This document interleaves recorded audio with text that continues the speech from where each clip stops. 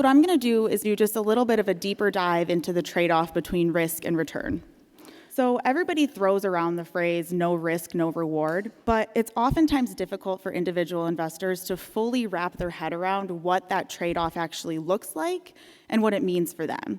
Now, what I really didn't want to do today was stand up here and start spouting off the importance of alphas, betas, Sharpe ratios, and R squared, because those technical factors, those are our job to keep an eye on. But I do think that in today's environment of heightened volatility, it's especially important to revisit that concept of risk, and specifically what it means for you and how you should look at it. So return is completely dependent on risk. Yet, most people put a huge emphasis on the returns of their portfolio. It makes sense though, right? It's a number that's easy to figure out. It's one of the most commonly looked at numbers at the bottom line of every report that you see. It's an easy number to talk about and compare to that of your friends, family, or just the market overall. But what's often lost on individual investors as they're making those comparisons is the amount of risk that you're taking in order to get those different level of returns. So often we hear questions from clients like, why is my portfolio only up 10% when the market is up 15%? And the answer to that question always has to do with the amount of risk you're taking. So the definition of risk as it pertains to you and how I'd like you to think about it is basically any uncertainty with respect to your investments that has the potential to negatively impact your financial welfare. So you have to ask yourself with every investment that you make, is that additional return that I'm going to get worth the risk of more volatile returns as well?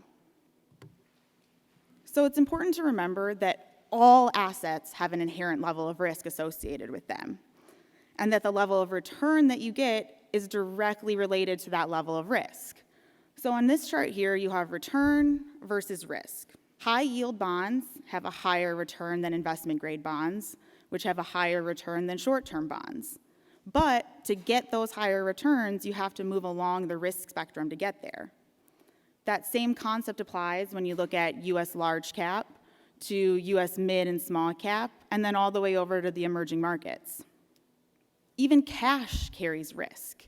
You have the risk that you won't keep up with inflation, and you have the risk that you just simply cannot meet your financial goals by just putting your money away in a mattress. All bonds carry interest rate risk, so the risk that interest rates will go up and your bond prices will go down. With high yield bonds, you also have to add in that added risk that you just won't get paid back at all.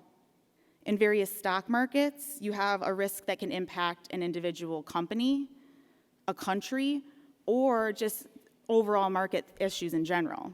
So these are all things that you have to consider when investing. Are those extra risks worth the return that you're getting? So while the risks behind each individual asset class that you're going to look at is the same for all investors, each and every one of you has a different situation that determines your tolerance for the degree of uncertainty and variability that you're able to withstand, or risk. So you simply cannot get average or above average returns without also taking average or above average risk. It's mathematically impossible to do so. But what we can do is figure out the proper level of risk for you to take. There are some measurable factors associated with that, like time horizon, cash needs, how much money you have to invest overall. But there's also some psychological factors associated with that, like life experiences, or how did you feel the last time the market took a downturn? There's questionnaires and things like that, surveys that you can take to try to figure these things out. But ultimately, the best judge is yourself. So you have to look back at, time periods like, let's say, the fourth quarter of 2018. We experienced heightened volatility. The market took a downturn. How did that make you feel? Were you confident that you were still going to meet your financial goals? Because the last thing that you'd want to do is react to have something that could ultimately then negatively impact your financial future. So as I just said, everybody has their own tolerance for risk, but Morningstar still breaks risk tolerance down into 5 general categories, ranging from conservative all the way up to aggressive.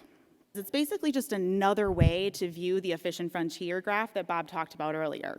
But in this situation, we're looking at a little bit of a shorter time period. This only represents about 10 years. So the numbers at the top of each bar represent the mix between stocks and fixed income and cash. The black dots show the returns that you can expect on average from these different risk levels. And the bars represent how much you can expect these returns to vary on average. Now, that's not to say that the returns are always going to fall within these bands. They could go outside of them, but on average, this is where you can expect to see your returns.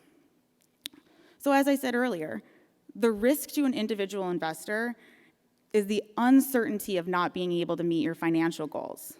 So as you move from the conservative portfolio to the aggressive portfolio, sure, your expected return goes up a little bit at each risk level, but the variability and therefore uncertainty of those returns also increases. So take, for example, a conservative portfolio that has 20% in stocks and 80% in bonds. That'll generate an average annual return of about 4.5%. But you can be pretty certain that your return is going to fall someplace within that range.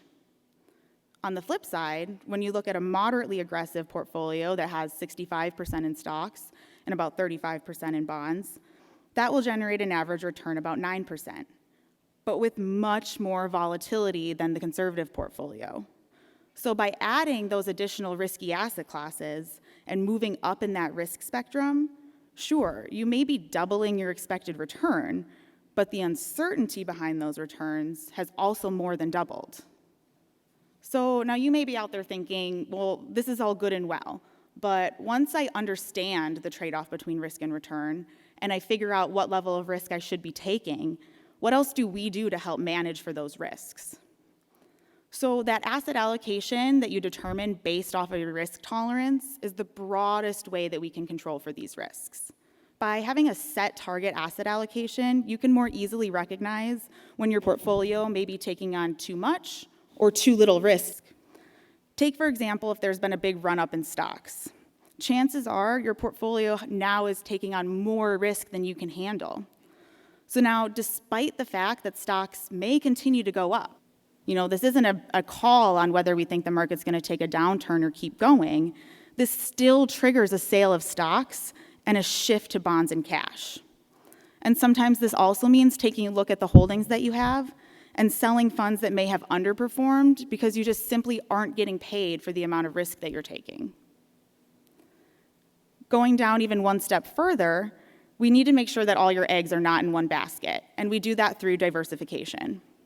So the goal of diversification is to make sure that all your assets in your portfolio are not highly correlated. If you were here last year, you heard me talk about correlation in great detail, but the meat and potatoes of it is basically you're not diversified if all of the assets within your portfolio are moving in the same direction and to the same extent all the time. Now, this applies to stocks versus bonds, but it also applies to the categories within stocks and bonds, like growth and value, US, international. And even beyond that, it applies to the processes and mandates of the different funds within those categories. If we want to take that down one step further, we also want to look at whether or not active managers are doing their jobs. So the primary benefit of investing in actively managed mutual funds is their ability to control for downside risks. With index funds, sure, you can expect to get 100% of that upside, but you trade that off by also having to expect 100% of the downside. So active managers have the ability to control for that downside risk, and we have the ability to monitor those active managers by looking at their risk control measures and making sure that they have good upside and downside capture ratios. Essentially, I don't care if a fund manager is going to significantly outperform on the upside, if that means that they're going to significantly underperform on the downside and experience greater losses than the overall market. So that brings me back to my original question that we always get asked. Why is my portfolio only up 10% when the overall market is up 15%? Because the return that you get is directly related to the amount of risk you're taking. Since you have a moderate to moderately aggressive tolerance for risk, you have 60% in stocks and 40% in bonds. This means you're taking about 60% of the stock market risk, but through the other risk control measures like diversification and active management, you're still able to capture 65% of that return. So I don't know about you, but personally, I would take that risk-return trade-off any day.